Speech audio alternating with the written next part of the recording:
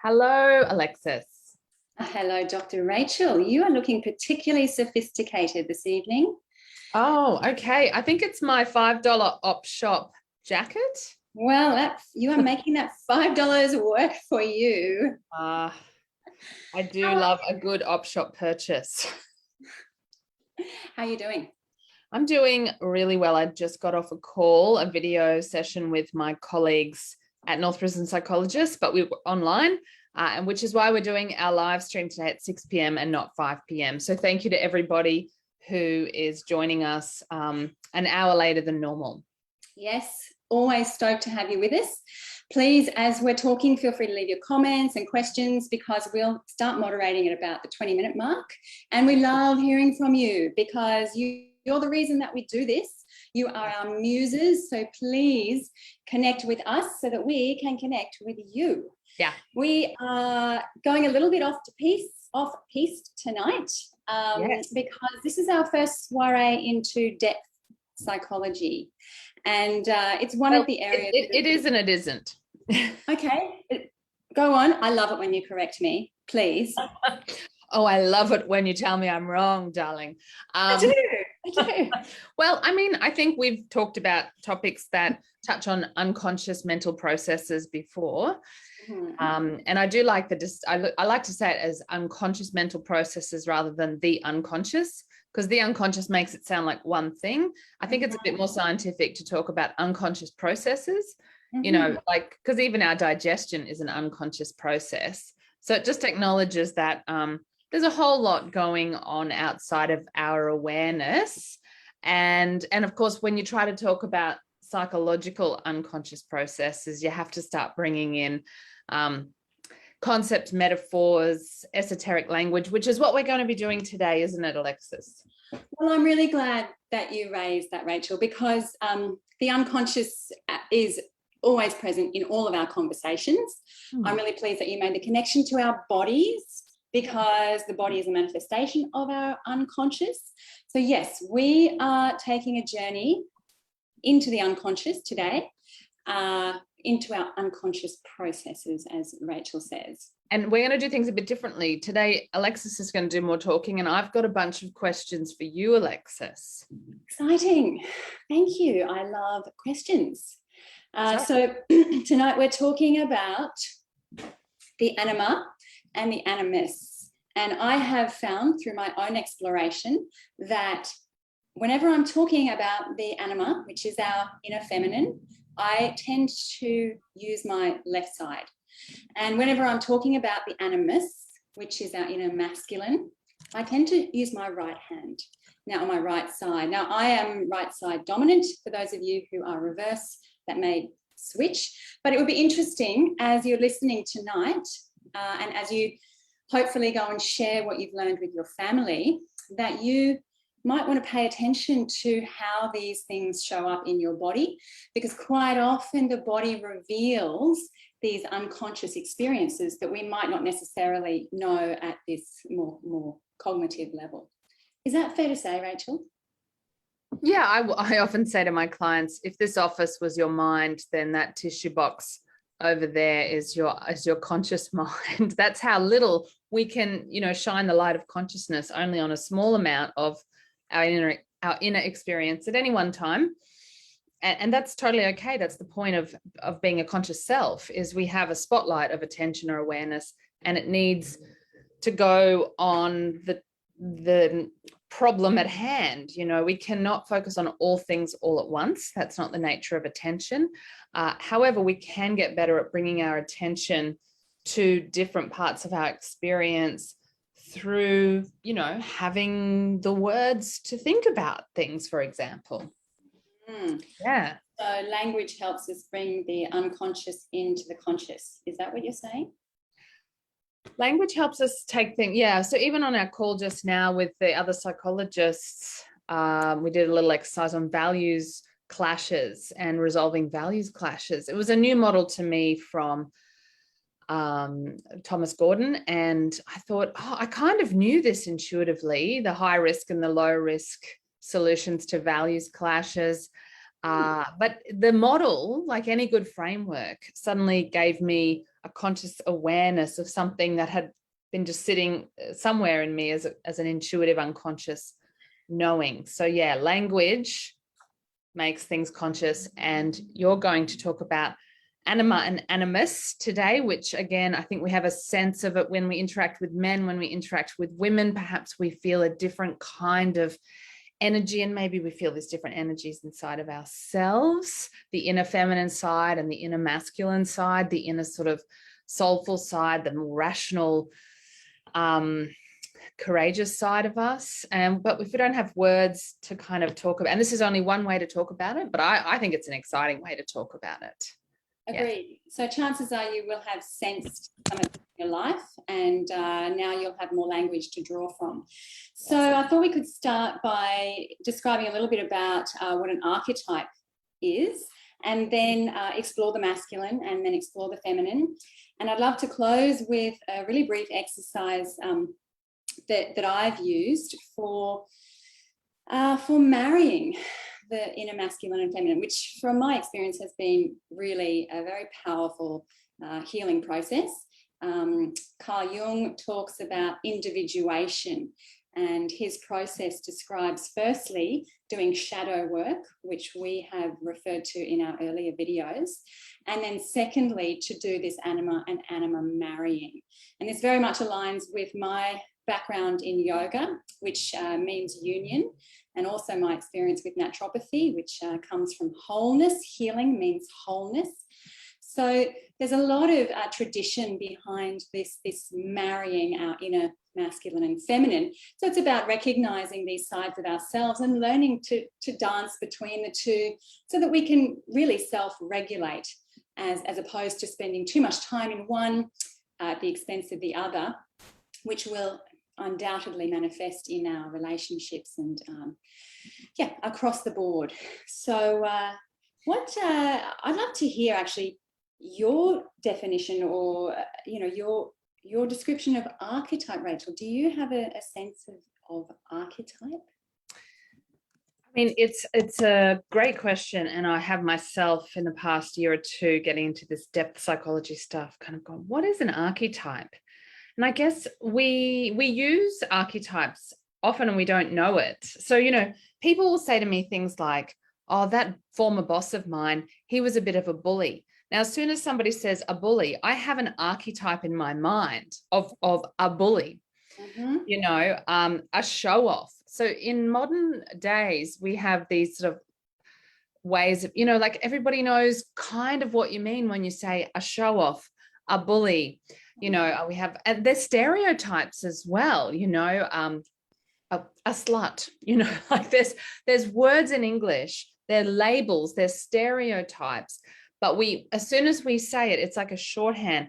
Now, in Jungian psychology, an archetype, there are traditional archetypes, like the hero, we all know epic stories like the Star Wars trilogy, where Luke Skywalker is the hero, or Atreyu in the Never-Ending Story, or Sigourney Weaver in Alien. They're the heroes. They're sort of under-resourced at the beginning, but they get stronger and they don't know where they're going, but they keep going anyway. And that's a classic archetype. And we do have an archetype of a mother, the mother, and the father, so we have and there's dark side and a light side. So there's the good mother and the bad mother, and the good father and the bad father. And then we have archetypes of men and women, the nurturing person, in the woman, the aggressive, angry, banshee side of women, it's very stereotyping and huge overgeneralizations, and yet worth looking into, I think, from a psychological point of view. And then for men, we think of them as logical and courageous and brave, and yet, the downside might be aggressive, violent, and so I think it's worth pointing out that archetypes have a light and a shadow side as well. But I'd also love to ask you what you think an archetype is, or whether that resonates with your understanding. Yes, it is getting steamy in here. I would have to agree that they show up in stories that we all agree to, like fairy tales or even classic movies. And they are, from my understanding, symbols or characters that we all agree upon. So they're described by Robin Robertson, he's a Jungian mathematician, as cognitive invariance, so that we all cognitively agree. It's like this unspoken agreement. Yes, the king, has power. He's very logical, rational. He speaks on behalf of everybody. He has a certain level of power, and he represents, as you described, the father or the masculine. And the masculine, we all agree, has certain qualities around problem-solving abilities, and the intellect is very solid, externally focused, firm, qualities around assertion and even providing. They're all masculine qualities, and I think we can all, we all agree on it. That's the definition of an archetype. There's no cognitive variation. We all agree that's what a masculine is. It covers, all psyches. It's an archetype. It's an overarching understanding. Yeah. Okay. How does this relate, Alexis, to the topic that we're talking about today of anima and animus, the inner feminine side, the inner masculine side? Well, we all have these both masculine and feminine within us. And I've certainly found there are issues that come about, including physical or mental or emotional difficulties or challenges that come about when there is a lack of integration. So I was thinking through a few clients in preparation for this, and I've certainly worked with a lot of clients, seem to attract them, probably because I resonate quite strongly with the nurturing mother type archetype. I've really drawn in a lot of excess masculine qualities. So I've worked a lot with those who find it difficult to channel their discipline outside of rigidity or self-sacrificing schema. And I have personally resolved or found some level of integration between that side of myself. I started out my naturopathic career being very rigid with myself, to the point that I stopped menstruating, was unwell, just too forceful in my mind. So I think that's why I attract these types who need to learn to bring in some of that self-kindness, self-compassion, those softer qualities about really genuinely caring for themselves, to allow themselves to match this intensity with even resting, even downtime, even creativity or spaciousness. These would all be feminine qualities. So that's one way I've seen it show up. I worked in corporate law, not as a lawyer, but as a corporate wellness practitioner in my early career. And there I saw a lot of this kind of mentality and just excess competition within the culture. And, when I started there, I was employed because the suicide rates were extremely high. And thankfully, we managed to bring it down. But it was through a lot of cultural change around seeking support, being willing to reach out, acknowledging vulnerability. I mean, that's been a huge shift even in our career time. And this is one way that it shows up. Certainly excess masculine qualities is something that I've seen quite a lot in this space. Yeah. How about you, Rachel?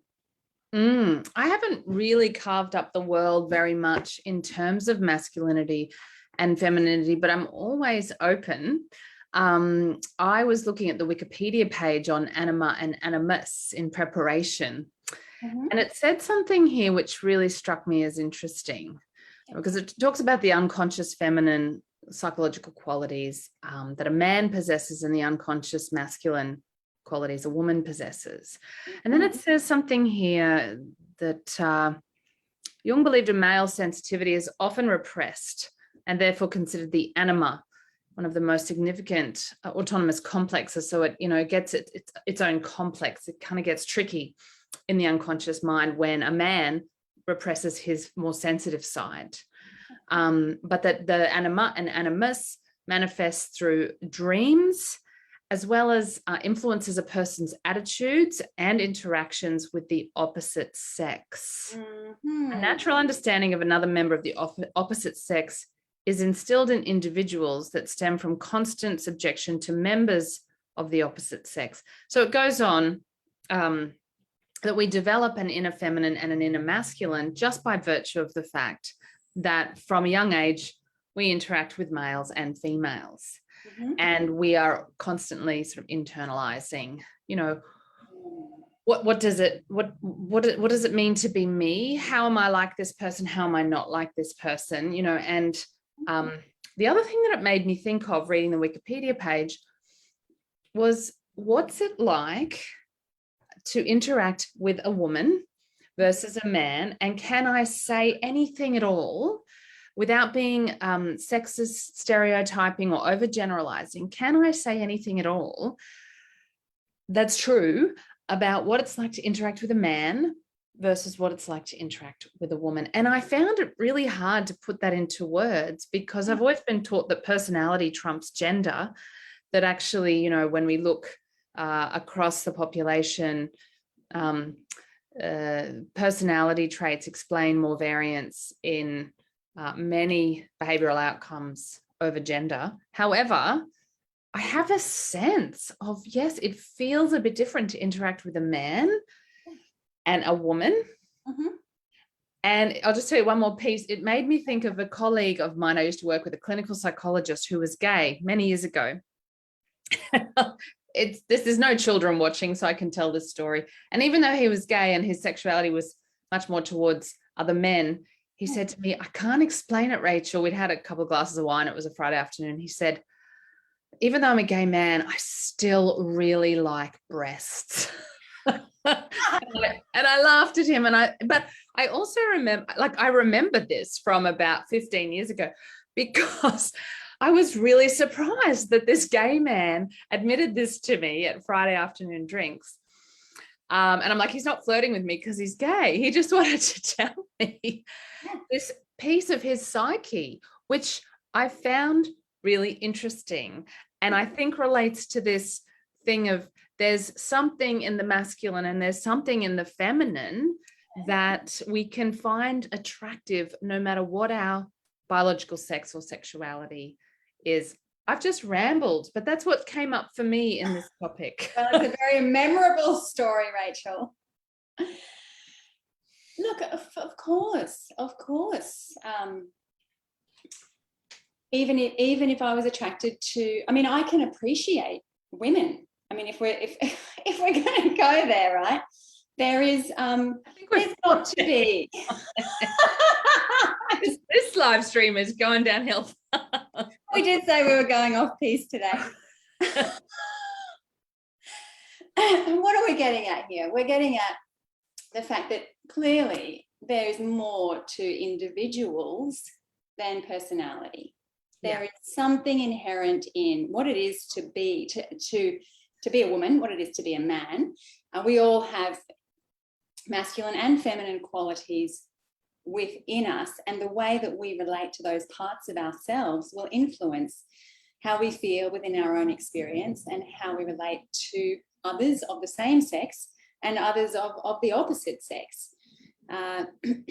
Yeah, I think it's probably one really to experiment with, and we've raised this consciousness today around these inequalities.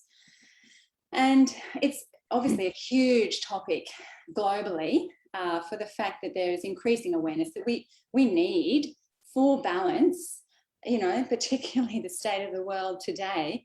We need women in powerful positions. We need women in leadership positions, not just to tick the box of gender equity, but actually because we need collaboration, we need empathy, we need compassion, we need vulnerability.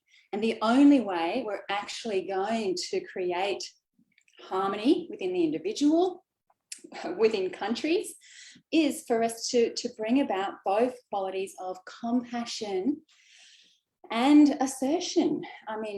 They're just two, but and you think about the really wonderful leaders In fact, I jotted down some of the archetypes. Barack Obama, he represents the gentleman, the logic, the political rationale, and then there's Gandhi and Mandela, more of the kind of human spirit, spiritual leaders, and then the Buddha. And then we think of, powerful women, Marilyn Monroe, you mentioned the sexual diva, the woman who's, managed to use her sexuality as a prowess.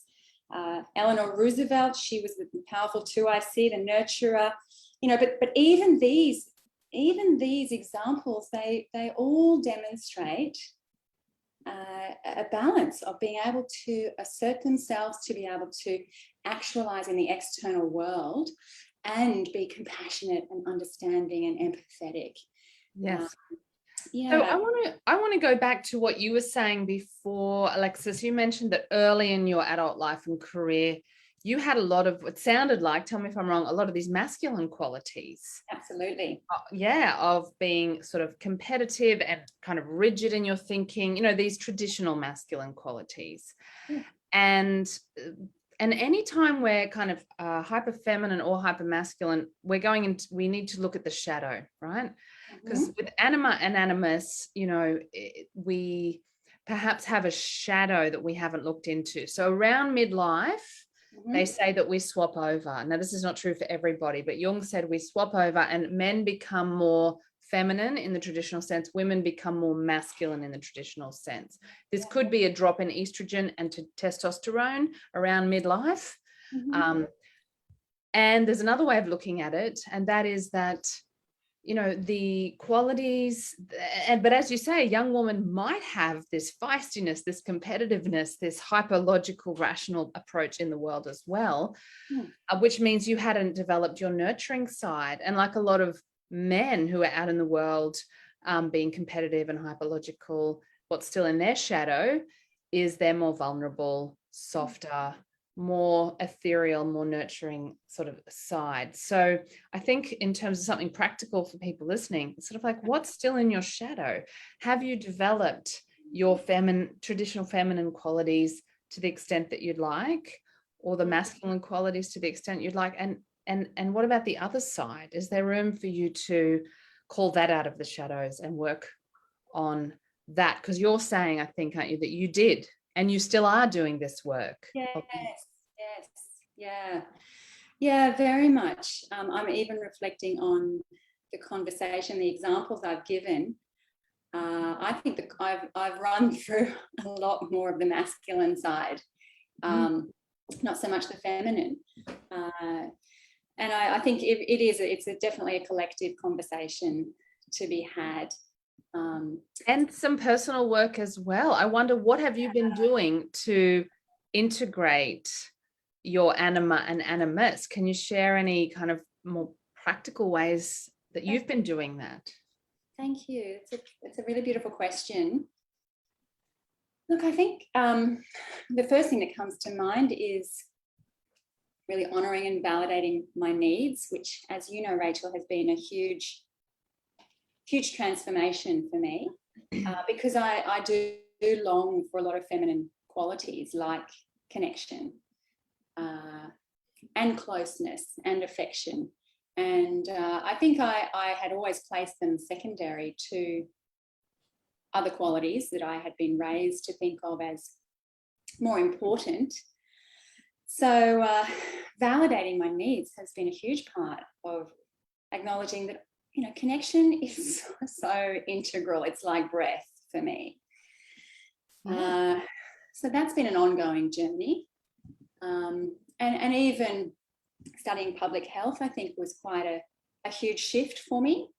I actually studied public health thinking that I would go into medicine, which I think is quite again, if we're going to get archetypal, medicine is a very masculinized institution, whereas public health it's collective. It's all about equity. I mean, these are very feminine qualities: inclusion, genuine appreciation of diversity. So I think, again, getting validating that with language and seeing that I wasn't wrong for wanting to include people in access to my services, for example. I wasn't wrong for wanting to stop and understand why someone was living rough on the streets. I wasn't wrong for that.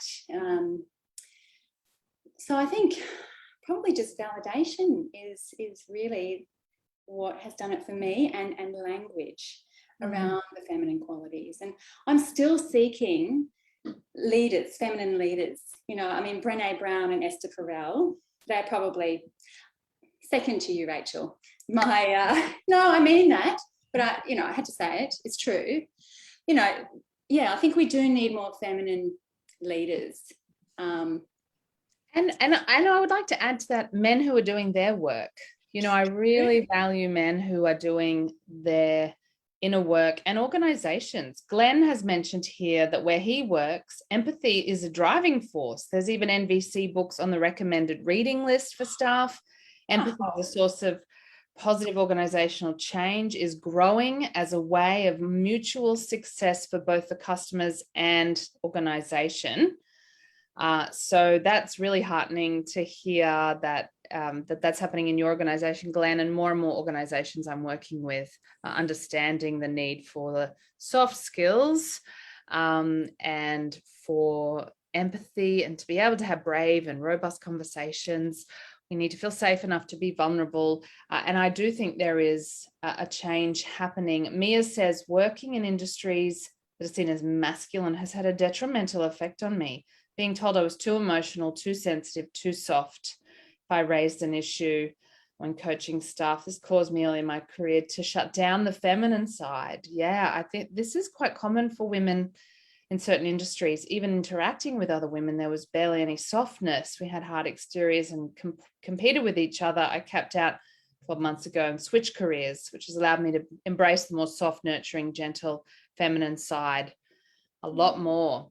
So sounds like a good choice, Mia. And yeah, we really need to be honouring those organisations who are doing it, without obviously speaking out of school, Glenn. But if you'd like to mention where you work, and likewise, Mia, if I think it's worth celebrating organisations who really are embracing empathy, not just as a rhetoric, but as a cultural shift.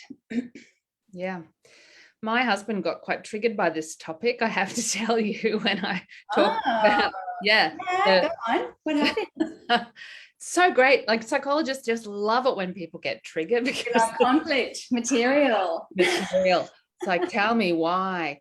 And he said, because, I think it's that, when we suggest that men can't be nurturing and gentle, and that the masculine equals not nurturing, not gentle. And I wanted to point out, and I've checked again on the Wikipedia page, the Anima and Animus, that Jung and the other depth psychologists never said this is they never talked about men and women. They talked about the anima and the animus. So, and in fact, anima is defined as soul or breath, and the animus, or the vital life spirit or force, and animus is the mental powers, the mind, desire and courage. So we might associate animus with ego and anima with soul. I mean, that's a very blunt way of saying it. But even if we think of it as soul and ego, the ego being more about the mind and logic and, protecting and defending and being courageous and chasing our goals and desires, and the soul being that which is not ego, that comes up in our dreams, or, comes through as intuition or something, then of course each of us have both of those. And yet, to go to something that Stephanie said, having a stronger masculine side, can this be why it's hard to, I think she meant to love oneself first, or connect with oneself. We live in a culture which values this animus energy, the ego, the logic, the competition, the individualism. We very much live in a culture like that nowadays, which has forgotten a lot of the more esoteric, spiritual ways of life. And so even women, as you pointed out, Alexis, and as Stephanie has pointed out, and as I've experienced, and so many women, think of Margaret Thatcher, for goodness sake, like we feel also that we need to be very logical and very kind of hard-nosed and competitive. And as Mia said, harden up and shut down our softness in order to get somewhere in life. So this is not a man-woman thing. Plenty of men have plenty of capacity to be nurturing and loving. What do you think, Alexis? Absolutely. It's not a debate between men and women by any means. It's about finding strengths of both and marrying both sides of ourselves for being able to regulate.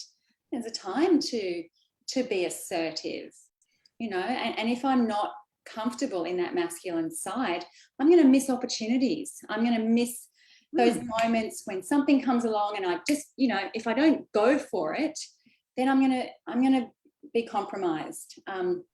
Similarly, if I'm too masculine, I spoke about some of those issues, but being too feminine equally has its own issues. It's certainly about integration within ourselves.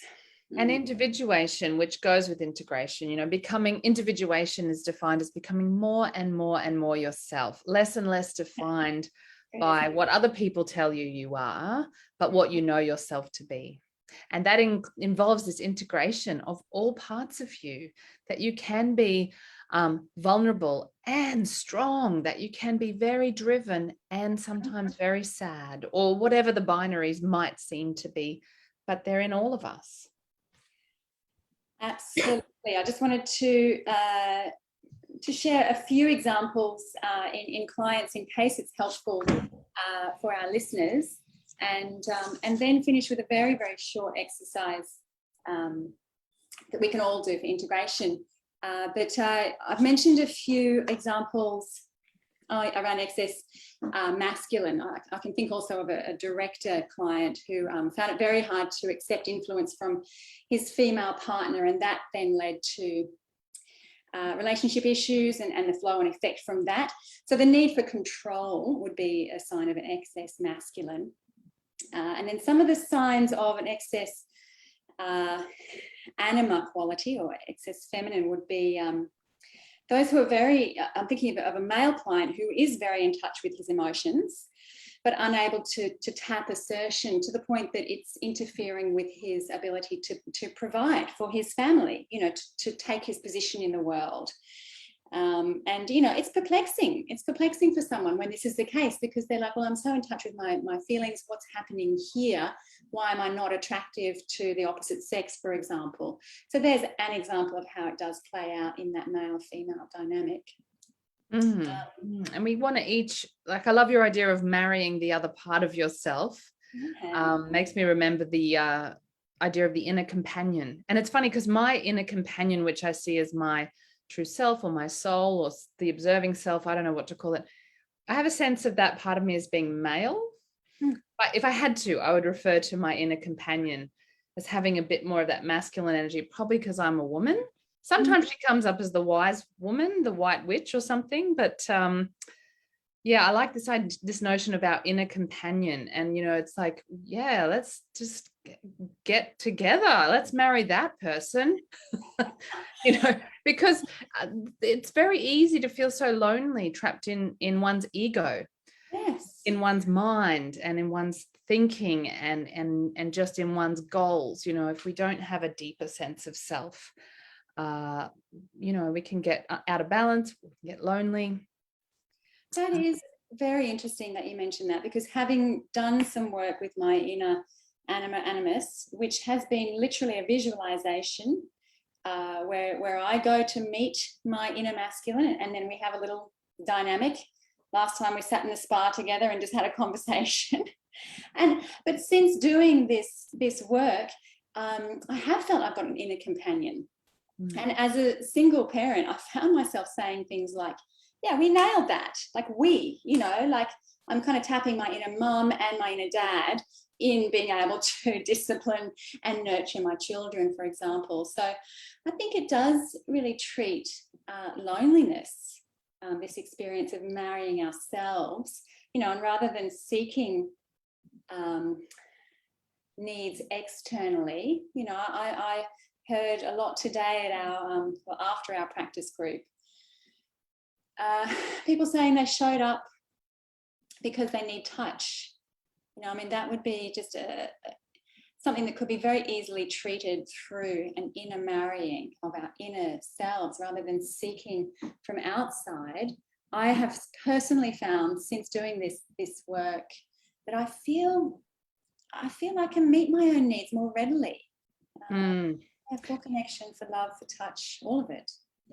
And what that's making me think of is a distinction I sometimes make for my clients, if I think they're ready for it, between seeking. The mind and the ego seeks, and of course it does. Like, we wouldn't get through life if we didn't seek our goals and seek to get our needs met. But the mind is in such seeking mode that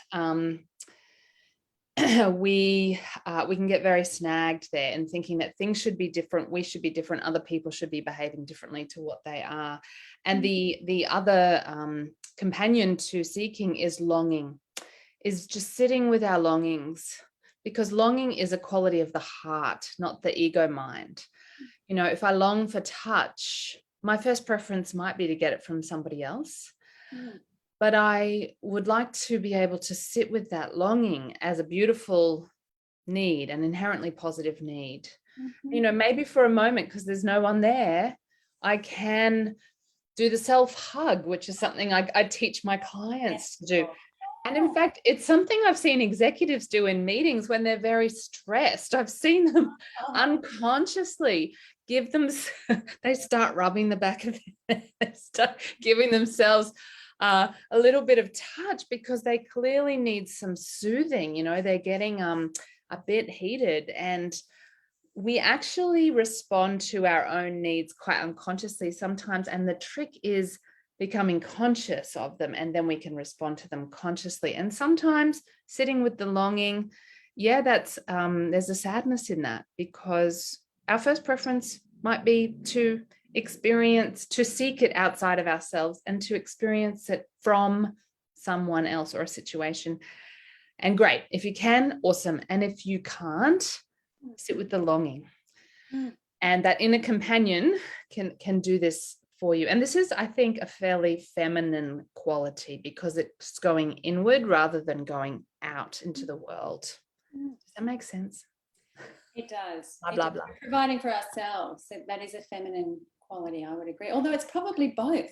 An element of provision. So we're giving and receiving. To give is masculine, to receive is feminine. And what I like about what you've demonstrated is, and in fact, you've just given a beautiful example of what I was going to recommend, which is this crossing of the midline. You know, we know that at the neurological level, we have these fibers quite thick, known as the corpus callosum. They integrate the left and right sides of the brain, which represent the masculine and feminine. So anytime we cross there, we have an embodied experience, as well as a mental. There'll be a flow on mental and neurological experience of integrating both sides of ourselves. And as you were talking about that kind of self-soothing, I was thinking about a conversation I had recently where, you know, there was this this corporate developer was, you know, stroking, and it was a deliberate kind of, it was a crossing the midline. So I think we do it unconsciously, and if we were more conscious, then perhaps we would give it to ourselves more freely. That's got to be a good thing. Yes. And one more question for you, Alexa. Stephanie wants to know, if I feel like my masculine side is stronger, how can I equal out the two? How can a woman or a man cultivate their more feminine side? Great question. I would have to say that the simplest, most accessible way to do that would be embodiment. Interoception is a feminine quality. And more we're hearing about interoception in the sphere of psychology. And it obviously comes strongly from a yogic perspective. well, you would get a good dose in a yoga class, for example. So just through being in touch with your body, you are meeting your need for nurturing and for connection, and more likely to be responsive to your needs, which are all feminine qualities. So at a very simple level, meditation equally would be considered a predominantly feminine quality. And these would be really simple things you can do, as well as, you know, what we spoke about, crossing the midline. I quite like doing this with my hands. Anything that is a combination of touch and crossing over will offer some integration. Do you have any other additions to that, Rachel? Oh, I mean, I think I like to ask people in workshops to think of somebody who embodies the qualities that they are aiming for. So if you're interested in finding more balance with, you know, masculine, feminine side, and you're a woman, think of a woman in your life who you know, or even someone you don't know, but who's a character from, you know, something that you really love. And really contemplate, what does that person do? How do they hold themselves? How do they embody this more balanced masculine feminine side? You know, and even just doing a reflection on somebody else. When I teach emotional intelligence workshops, I say, think of somebody you consider to be quite emotionally intelligent, and then they write for 5 minutes about that person, just to make conscious, what is it that makes me think they're, you know, in this case, more balanced in their anima and animus. So that might be another exercise to consider.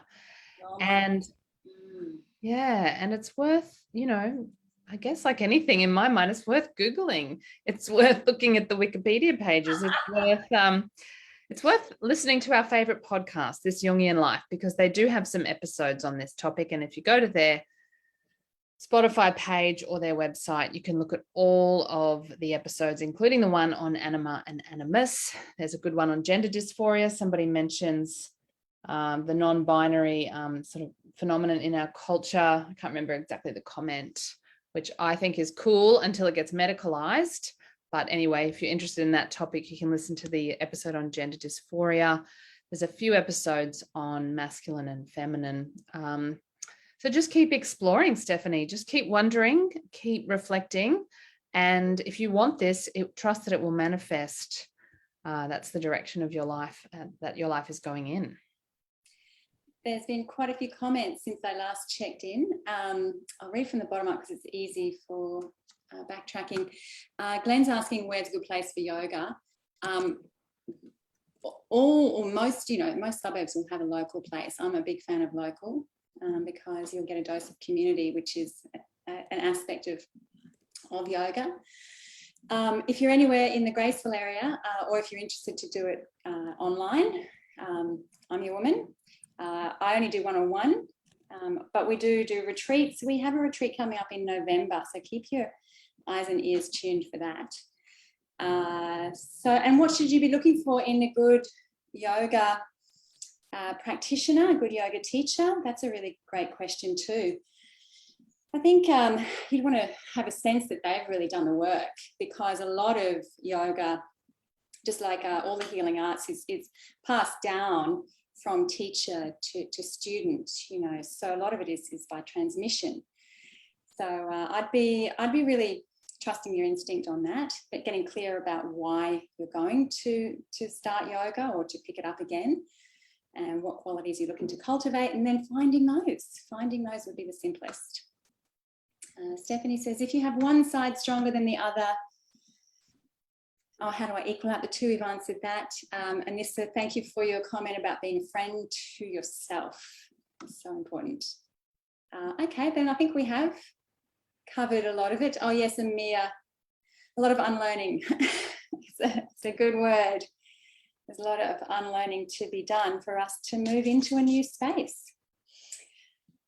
Is there anything you would like to add to close off, Rachel? I think I've covered everything I was hoping to cover today. No, I like this. For me, is such a new topic that it's just opened my mind, and I'll go away and do some more reflection and reading. And thank you for bringing it. My pleasure. So much fun. And we'll look forward to seeing everyone next week. I think that's about it for now. And we'll be back at 5, live at 5 next Sunday. 5 o'clock next Sunday. Okay. Thank you again, Rachel. Always lots of fun. Yes, likewise. Thanks, Alexis. Thanks, everybody. Thanks for joining. Bye.